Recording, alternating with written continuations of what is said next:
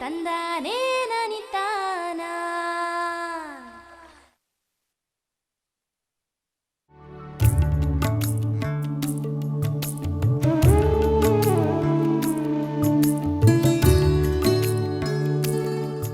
ಪ್ರಸ್ತುತ ರಾಜ್ಯ ಎದುರಿಸುತ್ತಿರುವ ಬರ ಪರಿಸ್ಥಿತಿಯಲ್ಲಿ ಜಾನುವಾರು ನಿರ್ವಹಣೆ ಕೃಷಿಕರಿಗೆ ಸವಾಲಾಗಿದೆ.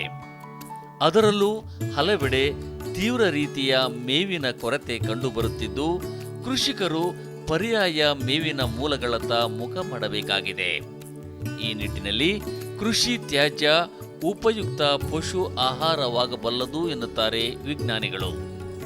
ರಾಜ್ಯದ ಉತ್ತರ ಕರ್ನಾಟಕ ಭಾಗದಲ್ಲಿ ಹೆಚ್ಚಾಗಿ ಬೆಳೆಯುವ ಜೋಳ, ಗೋಧಿಯ ಉಳಿಕೆಗಳನ್ನು ಪಶು ಆಹಾರವಾಗಿ ಬಳಸಬಹುದಾಗಿದ್ದು, ಇದರ ಜೊತೆ ವ್ಯರ್ಥವಾಗಿ ಸುಡಲ್ಪಡುತ್ತಿದ್ದ ಕಬ್ಬಿನ ರವದಿಯನ್ನು ಸಹ ಪಶು ಆಹಾರವಾಗಿ ಬಳಸುವುದರಿಂದ ಈ ಒಂದು ಸಂದರ್ಭದಲ್ಲಿಯೂ ಜಾನುವಾರುಗಳನ್ನು ಸಂರಕ್ಷಿಸಿಕೊಳ್ಳಬಹುದಾಗಿದೆ.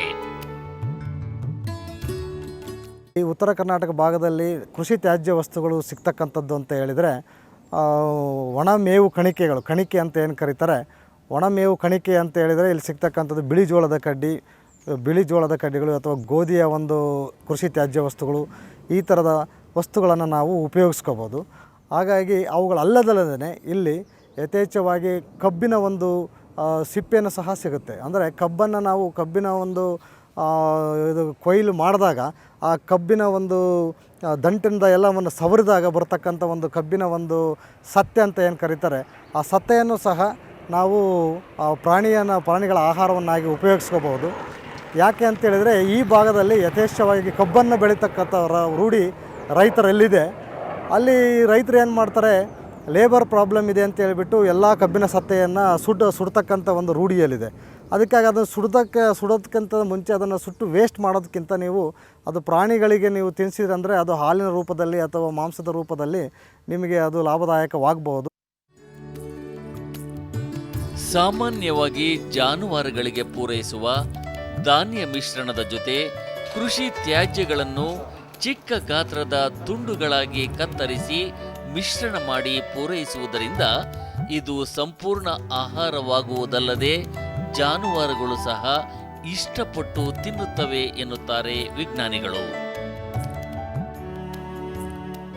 ಕಂಪ್ಲೀಟ್ ಫೀಡ್ ಅಂತ ಏನು ಕರೀತಾರೆ, ಅಂದರೆ ಸಂಪೂರ್ಣ ಆಹಾರ ಅಂತ ಕರೀತಾರೆ. ಸಂಪೂರ್ಣ ಆಹಾರ ಅಂತಂದರೆ ಏನು ಅಂತ ಹೇಳಿದರೆ, ಈಗ ನಾವು ಒಂದು ಆಹಾರ ಪದ್ಧತಿಯನ್ನು ತಗೊಂಡ್ರೆ ಜಾನುವಾರುಗಳಲ್ಲಿ ಬೆಳಿಗ್ಗೆ ನಾವು ಒಂದು ಸ್ವಲ್ಪ ಹಸಿ ಮೇವು ಹಾಕ್ಬೋದು ಅಥವಾ ಒಣ ಮೇವು ಹಾಕ್ಬೋದು. ಅದಾದ ನಂತರ ಹಾಲು ಕರೆದಾದ ನಂತರ ಅಥವಾ ಹಾಲು ಕರೆಯೋದಕ್ಕಿಂತ ಮುಂಚೆ ನಾವು ಸ್ವಲ್ಪ ದಾಣೆ ಮಿಶ್ರಣದ ಸಮತೋಲನ ಆಹಾರವನ್ನು ಕೊಡ್ತೀವಿ. ಅಂದರೆ ಅದು ಬೇರೆ ಬೇರೆ ಒಂದು ಟೈಮಲ್ಲಿ, ಅಂದರೆ ಬೇರೆ ಬೇರೆ ವೇಳೆಯಲ್ಲಿ ಅದನ್ನು ನಾವು ಕೊಡ್ತಕ್ಕಂಥ ಒಂದು ರೂಢಿ ನಮ್ಮಲ್ಲಿದೆ. ಕೃಷಿ ತ್ಯಾಜ್ಯ ವಸ್ತುಗಳಾಗಿರ್ತಕ್ಕಂಥ ಒಂದು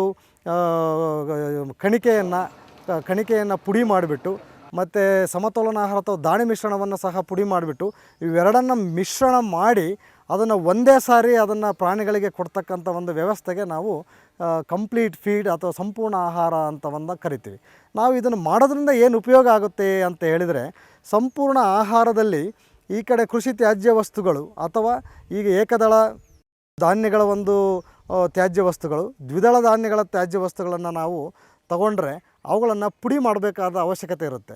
ಅದನ್ನು ಪುಡಿ ಮಾಡೋದಕ್ಕೆ ಒಂದಷ್ಟು ಮಿಷನ್ಸ್ಗಳು ಸಿಗುತ್ತೆ, ಪುಡಿ ಮಾಡ್ತಕ್ಕಂಥ ಯಂತ್ರಗಳು ಸಿಗುತ್ತೆ. ಆ ಯಂತ್ರಗಳ ಸಹಾಯದಿಂದ ಪುಡಿ ಮಾಡಬೇಕು. ಆ ಪುಡಿ ಮಾಡೋದನ್ನು ಸಹ ನಾವು ಸುಮಾರು 1.5 ಸೆಂಟಿಮೀಟ್ರಿಂದ 2 ಸೆಂಟಿಮೀಟ್ರ್ ಉದ್ದ ಅಷ್ಟಾದರೂ ನಾವು ಮಾಡಲೇಬೇಕು. ಅದಕ್ಕಿಂತ ಕಡಿಮೆನೂ ಹೋಗಬಾರ್ದು, ಅದಕ್ಕಿಂತ ಜಾಸ್ತಿ ಹೋಗಬಾರ್ದು. ಅದು ಯಾವತ್ತೂ ಆ ಒಂದು ಉದ್ದವನ್ನು ಅಥವಾ ಆ ಕಣದ ಒಂದು ಗಾತ್ರವನ್ನು ನಾವು ಯಾವತ್ತು 1.5 ಸೆಂಟಿಮೀಟ್ರ್ ಅಷ್ಟಾದರೂ ಇಟ್ಟಿರಲೇಬೇಕು. ಇಲ್ಲ ಅದಕ್ಕೆ ತುಂಬ ಪುಡಿ ಮಾಡಿದ್ರಿ ಅಂತ ಹೇಳಿದರೆ, ತುಂಬ ಹಿಟ್ಟು ಥರ ಆಯಿತು ಅಂತೇಳಿದರೆ ಅದು ಹಾಲಿನಲ್ಲಿರ್ತಕ್ಕಂಥ ಫ್ಯಾಟಿನ ಒಂದು ಪ್ರಮಾಣದ ಮೇಲೆ ಅದು ಪ್ರಮಾಣ ಕಡಿಮೆ ಆಗ್ತಕ್ಕಂಥ ಒಂದು ವ್ಯವಸ್ಥೆ ಆಗುತ್ತೆ. ಅದಕ್ಕೋಸ್ಕರ ನಾವು 1.5 ಸೆಂಟಿಮೀಟ್ರನ್ನು ಒಂದು ಉದ್ದ ಬರೋ ಥರ ಕಡಿಮೆ ಅದನ್ನು ನಾವು ಗ್ರೈಂಡ್ ಮಾಡಬೇಕು, ಪುಡಿ ಮಾಡಬೇಕು. ಪುಡಿ ಆದ ನಂತರ ದಾಣಿ ಮಿಶ್ರಣವನ್ನು ನಾವು ಸಪರೇಟಾಗಿ ನಾವು ಅದನ್ನು ತಯಾರು ಮಾಡಬೇಕು. ದಾಣಿ ಮಿಶ್ರಣ ತಯಾರು ಮಾಡ್ಕೋಬೇಕು ಅಂತ ಹೇಳಿದರೆ, ನಮ್ಮಲ್ಲೇ ಸಿಗ್ತಕ್ಕಂಥ ಯಾವುದೇ ಒಂದು ಮೆಕ್ಕೆಜೋಳ ಆಗಲಿ, ಬಿಳಿ ಜೋಳ ಆಗಲಿ, ಸಜ್ಜೆ ಆಗಲಿ, ರಾಗಿ, ಅಕ್ಕಿ, ಯಾವುದೇ ನಿಮ್ಮ ಒಂದು ಏಕದಳ ಧಾನ್ಯಗಳನ್ನು, ಹಾಗೆ ಈ ಎಣ್ಣೆ ತೆಗೆದು ಆದಮೇಲೆ ಸಿಗ್ತಕ್ಕಂಥ ತ್ಯಾಜ್ಯ ಪದಾರ್ಥಗಳಾಗಿರುವಂಥ ಶೇಂಗಾ ಹಿಂಡಿ, ಹತ್ತಿ ಹಿಂಡಿ, ಸೂರಪಾನ ಹಿಂಡಿ, ಕುಸುಬೆ ಹಿಂಡಿ ಇಂಥ ಹಿಂಡಿಗಳನ್ನು ಹಾಗೂ ಮತ್ತು ಈ ಒಂದು ಅಕ್ಕಿ ತೌಡು, ಗೋಧಿ ತೌಡು ಅಥವಾ ಬೇಳೆ ಮಿಲ್ಗಳಲ್ಲಿ ಸಿಗ್ತಕ್ಕಂಥ ಬೇಳೆಗಳ ತೌಡುಗಳು ಅವುಗಳನ್ನು ಸಹ ನಾವು ಉಪಯೋಗಿಸ್ಕೋಬೋದು. ಹಾಗೆಯೇ ಮಿನರಲ್ ಮಿಕ್ಸರ್ ಅಂತ ಏನು ಕರೆದರೆ ಖನಿಜಾಂಶದ ಪದಾರ್ಥ, ಉಪ್ಪು ಇವುಗಳನ್ನೆಲ್ಲವನ್ನು ಸೇರಿಸಿ ಒಂದು ಪ್ರಮಾಣದಲ್ಲಿ ಮಿಕ್ಸ್ ಮಾಡಿದರಿಂದ ಸಮತೋಲನ ಆಹಾರ ಅಥವಾ ದಾಣಿ ಮಿಶ್ರಣ ಅಂತ ಕರೀತಾರೆ. ಇದು ಒಂದು ಭಾಗ. ಮತ್ತು ಕೃಷಿ ತ್ಯಾಜ್ಯ ವಸ್ತುಗಳನ್ನು ಪುಡಿ ಮಾಡಿರ್ತಕ್ಕಂಥದ್ದು ಒಂದು ಭಾಗ. ಇವುಗಳೆರಡನ್ನು ನಾವು ಮಿಕ್ಸ್ ಮಾಡಬೇಕಾಗತ್ತೆ. ಮಿಕ್ಸ್ ಮಾಡಬೇಕಂದ್ರೆ ಅದನ್ನು ಮಿಶ್ರಣ ಮಾಡಬೇಕಾದ್ರೆ ಅದರ ಅನುಪಾತ ಅಂದರೆ ರೇಷಿಯೋ ಬಹಳ ಮುಖ್ಯ. ಅಂದರೆ ಅದನ್ನು 50 ಭಾಗ ಕೃಷಿ ತ್ಯಾಜ್ಯ ವಸ್ತುಗಳ ಪುಡಿ, ಇನ್ನೊಂದು 50 ಭಾಗ ಸಮತೋಲನ ಆಹಾರದ ಪುಡಿ ಅಥವಾ ದಾಣಿ ಮಿಶ್ರಣದ ಪುಡಿ, ಇವೆರಡುಗಳನ್ನು ಮಿಶ್ರಣ ಮಾಡಬೇಕಾಗತ್ತೆ. ಇದನ್ನು ನಾವು ಕಂಪ್ಲೀಟ್ ಫೀಡ್ ಅಂತ ಕರಿತೀವಿ ಅಥವಾ ಸಂಪೂರ್ಣ ಆಹಾರ ಅಂತ ಕರಿತೀವಿ.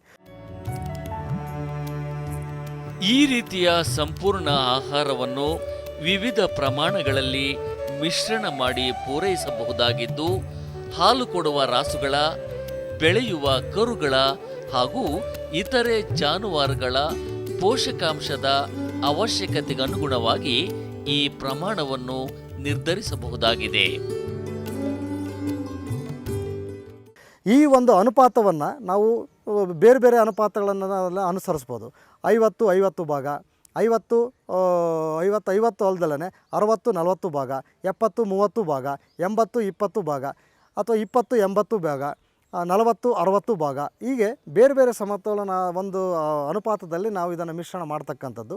ಇದನ್ನು ಯಾಕೆ ಈ ಅನುಪಾತದಲ್ಲಿ ಮಿಶ್ರಣ ಮಾಡಬೇಕಂತ ಹೇಳಿದರೆ, ಯಾವುದೇ ಪ್ರಾಣಿಗಳು ಹಾಲು ಕೊಡ್ತಾ ಇಲ್ಲ, ಅದು ಬೆಳವಣಿಗೆ ಇಲ್ಲ, ಅದು ಬರೀ ನಾವು ಮೇಂಟೈನ್ ಮಾಡಬೇಕು. ಅಂದರೆ ಅದರ ದೇಹದ ಒಂದು ತೂಕವನ್ನು ಮಾತ್ರ ಅದು ಸಮತೋಲನವಾಗಿ ಇಟ್ಕೊಳ್ಬೇಕು ಅಂತೇಳಿದರೆ ಅದನ್ನು ನಾವು ಮೇಂಟೆನೆನ್ಸ್ ಆಹಾರ ಅಥವಾ ಮೇಂಟೆನೆನ್ಸ್ ಡಯಟ್ ಅಂತ ಕರಿತೀವಿ.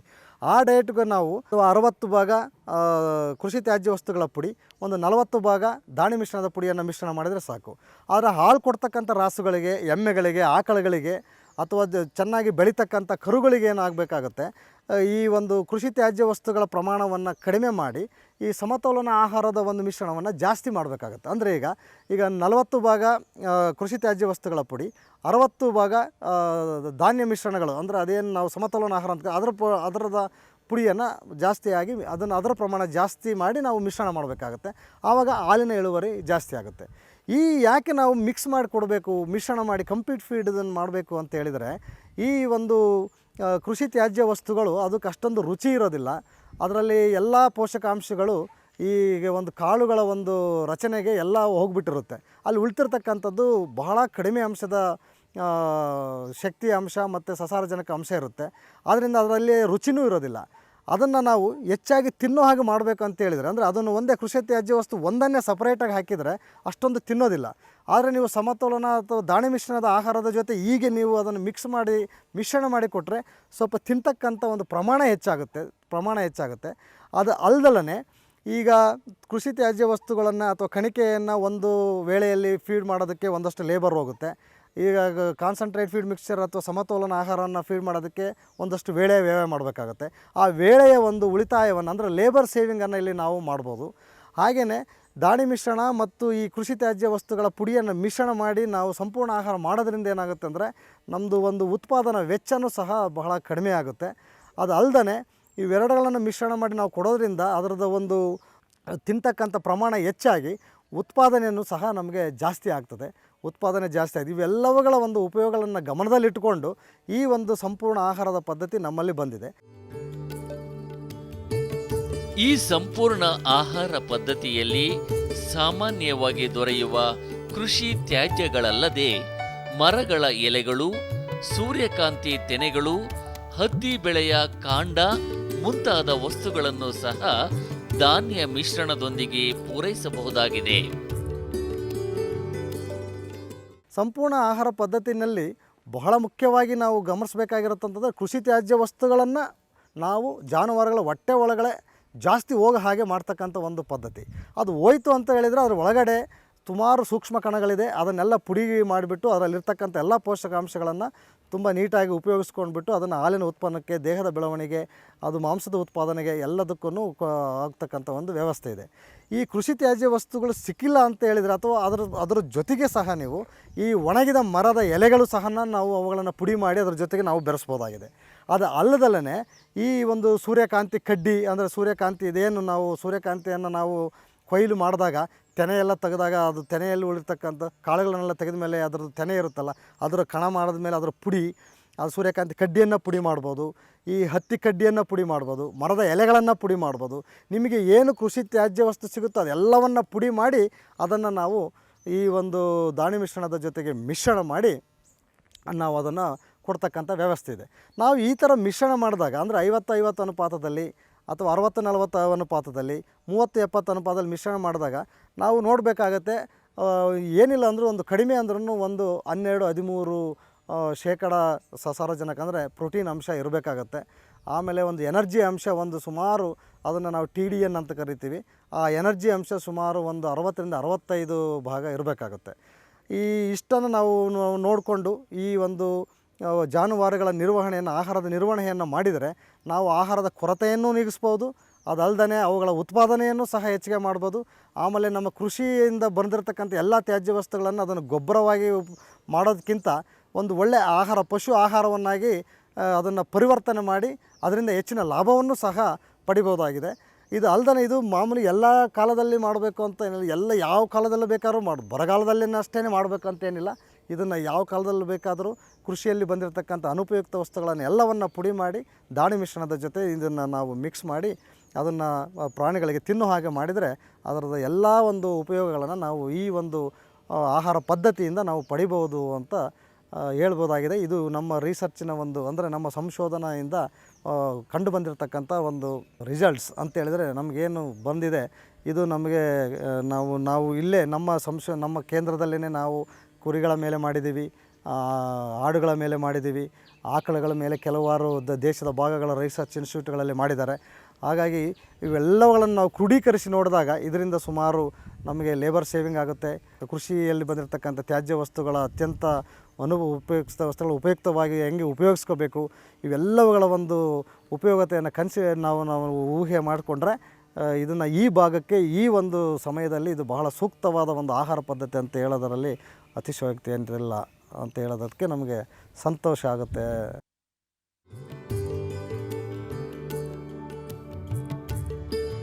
ಒಟ್ಟಾರೆ ಸಂಕಷ್ಟದ ಪರಿಸ್ಥಿತಿಯಲ್ಲಿಯೂ ಜಾನುವಾರುಗಳನ್ನು ಸಂರಕ್ಷಿಸುವಲ್ಲಿ ಕೃಷಿ ತ್ಯಾಜ್ಯಗಳು ನೆರವಾಗಲಿದ್ದು ಇದರಿಂದ ಉತ್ಪಾದನಾ ವೆಚ್ಚ ಕಡಿಮೆಯಾಗುವುದಲ್ಲದೆ ಉತ್ಪಾದನೆಯಲ್ಲಿಯೂ ಸುಸ್ಥಿರತೆ ಕಂಡುಕೊಳ್ಳಬಹುದಾಗಿದೆ.